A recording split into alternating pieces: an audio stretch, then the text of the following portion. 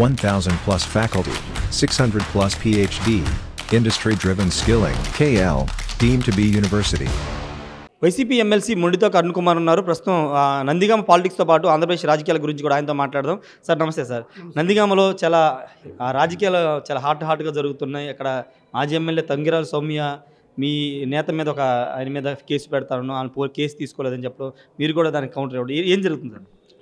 నందిగామ రాజకీయాలు హాట్గా ఏం కాదండి. ఎందుకంటే నందిగామ రాజకీయాలు ఏం జరుగుతున్నాయంటే లైవ్లో ఉండాలని ఒక ఐడెంటిటీ క్రైసిస్ తోటి ప్రతిపక్ష పార్టీలు కొంతమంది పోకలాడుతున్నాయి. లేని ఇష్యూస్ని దాన్ని ఒక ఇష్యూ చేయాలనే ఉద్దేశంతో పోకలాడుతున్నాయి. మీమ్స్ ఏదో చేసాం, ఆవిడ మీద ఏదో మీమ్ చేసామని చెప్పి ఆవిడ చెప్తారు. అది గత సంవత్సరం నుంచి సోషల్ మీడియాలో ట్రోల్ అవుతున్న మీమ్ అది. అలా అనుకుంటే 4.5 సంవత్సరాల నుంచి మా ముఖ్యమంత్రి గారిని, జగన్మోహన్ రెడ్డి గారిని సైకో పాలనని, సైకో ముఖ్యమంత్రి అని, అదేవిధంగా మా తల్లి లాంటి భారతమ్మని మీద అనేక అబండాలను వేస్తూ వాళ్ళు ఇష్టం వచ్చినట్టు మీమ్స్ ప్రదర్శిస్తూ సోషల్ మీడియాలో స్వయంగా వాళ్ళ అకౌంట్ల నుంచి అనేక మీమ్స్ పెడుతూ ఉన్నారు.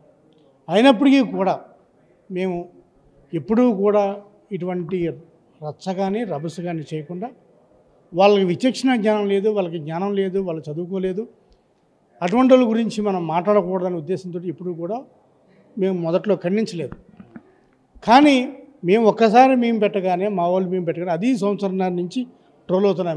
మేము పెట్టగానే ఆవిడకేదో వ్యక్తిగతంగా నష్టం జరిగిందని చెప్పి మా నాయకుడు దుబాయ్ కరీముల్లా గారి మీద కేసు పెట్టాలని చెప్పి ప్రయత్నం చేయడమే కాకుండా, ఒక మైనార్టీ అయిన దుబాయ్ కరీముల్లా గారి మీద ఇంటి మీద దాడి చేయడానికి ప్రయత్నించినప్పుడు దుబాయ్ కరీముల్లా గారు అడిగిన ఒకే ఒక మాట ఏంటంటే, ఈ మీమ్ అనేది నేను క్రియేట్ చేయలేదు, ఒక సంవత్సరం నుంచి ట్రోల్ అవుతూ ఉంది. ఈ మేమ్ గురించి మీరు అనేక సందర్భాల్లో మీరు కూడా మాట్లాడారు. అయినప్పటికీ కూడా ఈ పండగ రోజున, సంక్రాంతి పండగ రోజున ఎందుకు దీన్ని ఎంత క్రియేట్ చేస్తున్నారు, ఎందుకు దాన్ని హడావిడి చేస్తున్నారని చెప్పి అనేక సందర్భాల్లో చెప్పడం జరిగింది. అయినప్పటికీ కూడా వాళ్ళ ఐడెంటిటీ క్రైసిస్ కోసం ఏదో ఒకటి హల్చల్ చేయాలనే ఉద్దేశంతో అలా చేస్తున్నారు. ఏదైనా ఒక పార్టీ ఒక ఇష్యూ ఏదైనా ఒక పార్టీ చేసినప్పుడు జనరల్గా ఇదే ధర్నాలు ఇదే రాష్ట్రాకోలు ఏదైనా కావచ్చు, ఇవన్నీ రాష్ట్ర సమస్యల మీదనో పట్టణ సమస్యల మీద చేస్తే బాగుండేది. నన్నేదో అవమానించారని చెప్పి చేయడం నాకు తెలుసుండి, భారతదేశంలో అదేవిధంగా ఆంధ్రప్రదేశ్లో ఏ నాయకులు కూడా నన్ను అవమానించారో నాకు న్యాయం చేయండి అని చెప్పిన నాయకులు అయితే నేను ఇక్కడ చూడలేదు. ఇదే ఫస్ట్ టైం. అంటే జాతీయ నాయకురాలంటూ వ్యంగ్యాస్త్రాలు సంధించారు. మీరేమన్నా కేసు పెట్టడానికి సిద్ధంగా ఉన్నారా? ఆవిడ జాతీయ నాయకురాలు కాదండి, ఆవిడ అంతర్జాతీయ నాయకురాలు. ఎందుకంటే జాతీయ నాయకురాలు అంటే వాళ్ళు ఏం చెప్పారంటే వెంటనే వాళ్ళు కూడా ఒక పోస్ట్ పంపించారు, మీరు అనుకున్నట్టు జాతీయ నాయకురాలుగా ఆవిడ రూపాంతరం చెందబోతుంది, మీ ఆశ ఫలిస్తుంది అన్నారు. నా ఆశ జాతీయ నాయకురాలే కాదు, నా ఆశ ఆవిడ అంతర్జాతీయ నాయకురాలుగా ఉండాలని నా ఆశ, ఆకాంక్ష. తప్పకుండా ఆవిడ జాతీయ నాయకురాలు అవుతారు. త్వరలో ఐక్యరాజ్య సమితిలో మాట్లాడతారు. చక్కగా ఆవిడ అంతర్జాతీయ నాయకురాలుగా ఒక ప్రపంచ స్థాయి నాయకుల మధ్యలో కూర్చుంటున్నారు. సరే, ఇంకొక ముఖ్యమైన విషయం, కేసీఆర్ నాని వైసీపీలోకి చేరడానికి మునితో అరుణ్ కుమార్ వెనకాల బ్యాక్గ్రౌండ్ చాలా వర్క్ చేశారు, రావడంలో కీలక పాత్ర పోషించని చెప్తున్నారు. ఏంటి సార్ అంటే రాబోయే రోజుల్లో ఇంకా వైసీపీ నుంచి ఎవరెవరు రాబోతున్నారు? అలా ఏం లేదండి. నానిగారి రావటానికి ఎవరో కూడా వర్కౌట్ చేయడం అనేది కాదు. నాని గారు ఈ జగన్మోహన్ రెడ్డి గారి సిద్ధాంతాలను నచ్చి, వైఎస్ఆర్ కాంగ్రెస్ పార్టీ సిద్ధాంతాలను నచ్చి, జగన్మోహన్ రెడ్డి గారి పరిపాలన చూసి, అదేవిధంగా జగన్మోహన్ రెడ్డి గారు ఏ విధంగా సంక్షేమ పరిపాలన చేస్తున్నారో చూసి ముగ్ధులై, అదేవిధంగా ఆ తెలుగుదేశంలోని నాయకుల స్వార్థ రాజకీయాలకి బలైపోయిన వ్యక్తి నానిగారు. ఆ పార్టీ జెండా మోసి, ఆ పార్టీని భుజాన్ని పట్టుకొని, ఆ పార్టీని షోల్డర్స్ మీద మోసిన నాయకుడు నానిగారు. అటువంటి నానిగారికి ఆ పార్టీలో న్యాయం జరగలేదంటే మరి ఏ సామాన్యుడికి ఆ పార్టీలో న్యాయం జరగదనే ఉద్దేశంతో, వాళ్ళు నమ్ముకున్న వాళ్ళందరికీ కూడా న్యాయం చేయాలనే ఉద్దేశంతో నానిగారు వైఎస్ఆర్ కాంగ్రెస్ పార్టీలో జాయిన్ అయ్యారు. నానిగారి రాకని మేము స్వాగతించడమే కాదు, మేము చాలా హ్యాపీగా ఫీల్ అయ్యాం. ఎందుకంటే మొదటి నుంచి కూడా నానిగారు మాతో సన్నిహితంగా ఉంటారు, మేము కూడా వాళ్ళతో సన్నిహితంగా ఉంటాం. అభివృద్ధి విషయంలో ఇద్దరం కలిసి పనిచేసాం. అనేక అభివృద్ధి కార్యక్రమాలను కలిసి పనిచేయటం జరిగింది. నానిగారు రావటం వల్ల ఈ పార్టీకి మరింత బలం, మరింత ఉత్సాహం వచ్చిందని చెప్పి తెలియజేస్తాం. అంటే ముడితో అరుణ్ కుమార్ ఇప్పటివరకు ఎమ్మెల్సీగా ఉన్నారు, రాబోయే రోజుల్లో ప్రత్యక్ష ఎన్నికల్లోకి రాబోతున్నారు.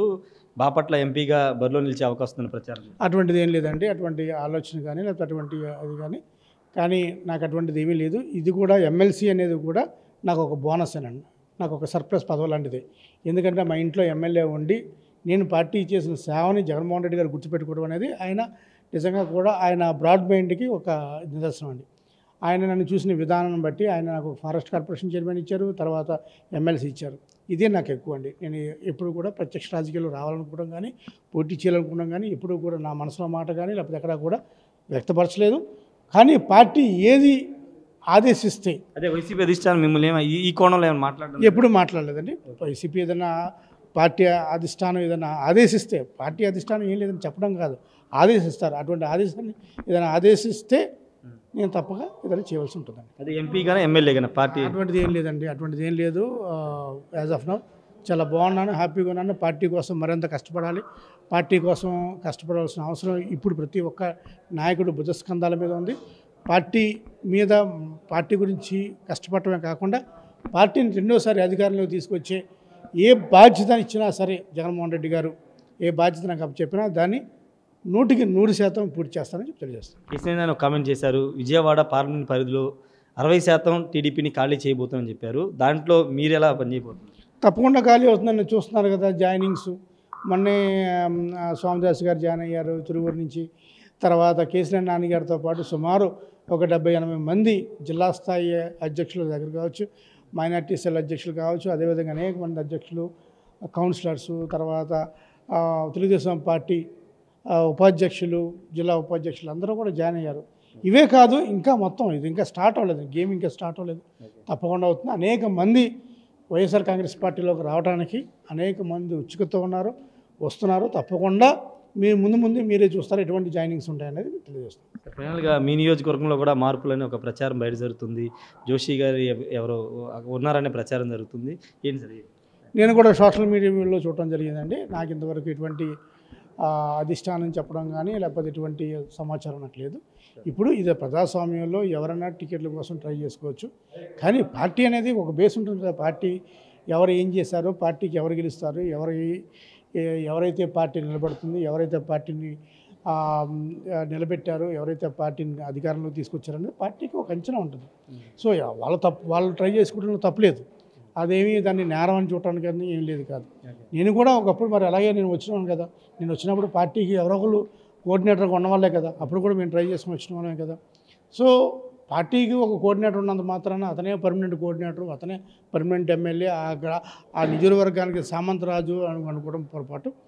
పార్టీ అధిష్టానం ఎవరిని ఎప్పుడు ఆదేశిస్తే దాన్ని తూచా తప్పకుండా చేసేది మొండిదొక బ్రదర్స్ అని తెలియజేస్తుంది.